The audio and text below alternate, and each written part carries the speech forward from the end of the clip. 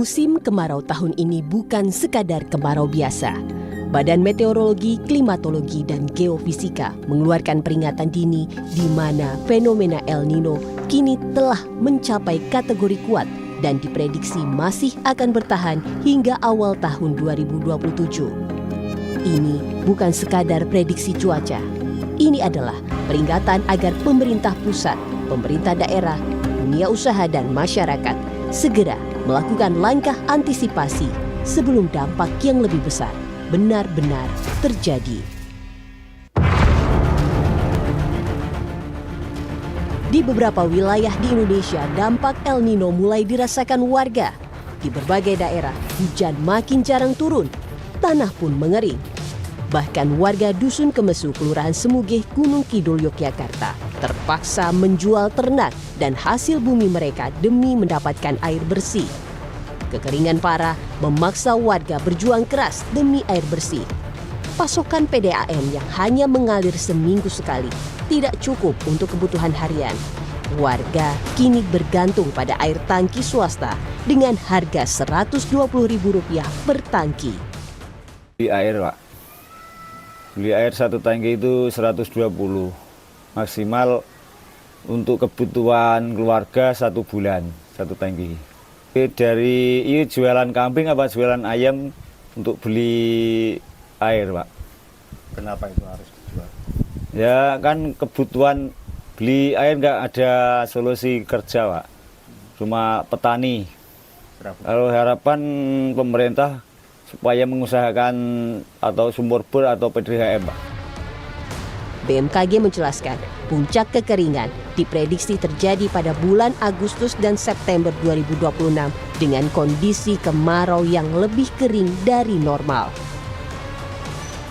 Untuk puncak musim kemarau tahun 2026 diprediksi umumnya terjadi pada bulan Agustus ya, atau 48,84% luas daratan Indonesia, dan di bulan September atau 25,41% luas daratan Indonesia.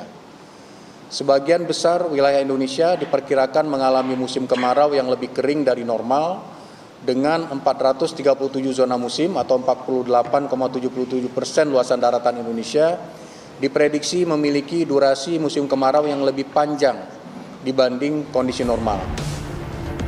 Artinya, krisis air bersih bukan lagi sekedar kemungkinan, melainkan ancaman yang harus diantisipasi sejak sekarang. Jika pasokan air terus berkurang, maka bukan hanya masyarakat yang kesulitan mendapatkan air bersih. Sektor pertanian akan terpengaruh, risiko gagal panen meningkat, produksi pangan menurun. Kemarau yang menerpa Kabupaten Banjar, Kalimantan Selatan membuat ratusan hektar lahan sawah petani mengering dan retak sehingga terancam gagal panen. Dinas Pertanian Kabupaten Banjar mencatat sebanyak 331 hektar lahan sawah di 6 kecamatan kini mengalami kekeringan parah. Tanah retak dan mengering dikhawatirkan memicu kerusakan lahan padi yang ditanam karena sulit berbuah akibat pasokan air untuk irigasi sawah terhenti hingga berpotensi gagal panen. Petani mengaku kesulitan mencari sumber air alternatif. Terlebih dalam sebulan terakhir, lahan pertanian tidak pernah tersentuh hujan. Dan pada akhirnya, harga kebutuhan pokok berpotensi naik yang akan membebani masyarakat luas. Namun, Menteri Pertanian Andi Amran Sulaiman memastikan stok beras nasional dalam kondisi aman untuk menghadapi ancaman fenomena iklim El Nino. Amran menegaskan total cadangan beras saat ini mencapai 26 juta ton yang dipastikan cukup memenuhi kebutuhan konsumsi nasional hingga beberapa bulan ke depan. Dengan tingkat konsumsi nasional sebesar 2,6 juta ton per bulan, cadangan ini mampu memenuhi kebutuhan hingga 10 bulan ke depan. 26 juta ton itu per bulan 2,6 juta konsumsi. Artinya cukup untuk 10 bulan. Cukup untuk 10 bulan ke depan. Agustus, September, Oktober, November, Desember, Januari, Februari, Maret, April, Mei. Overlap. Maret itu sudah panen. Artinya apa? El Nino Godzilla yang sekarang lagi rame, insya Allah kita bisa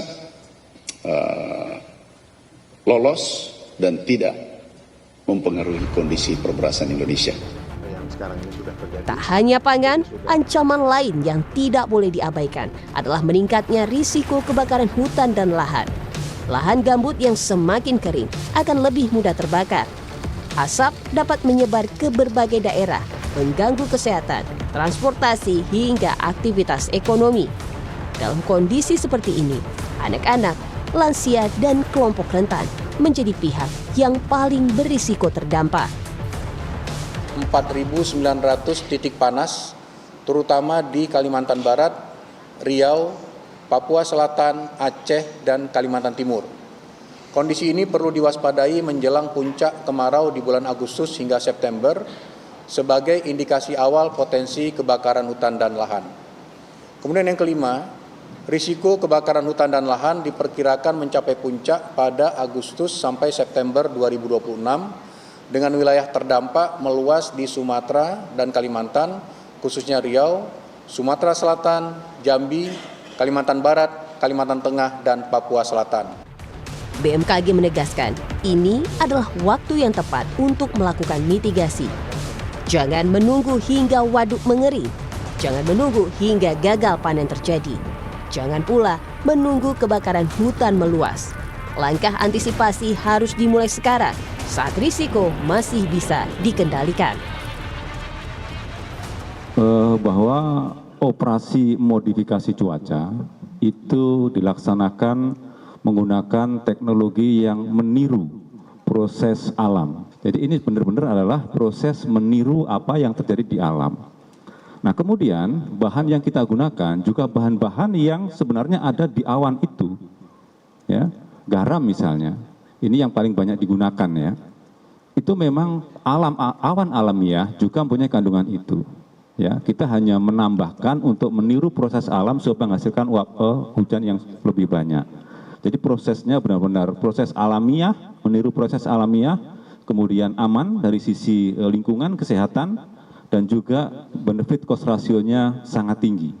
Ya, inilah yang kita lakukan sampai dengan hari ini dan terus kita kembangkan teknologinya.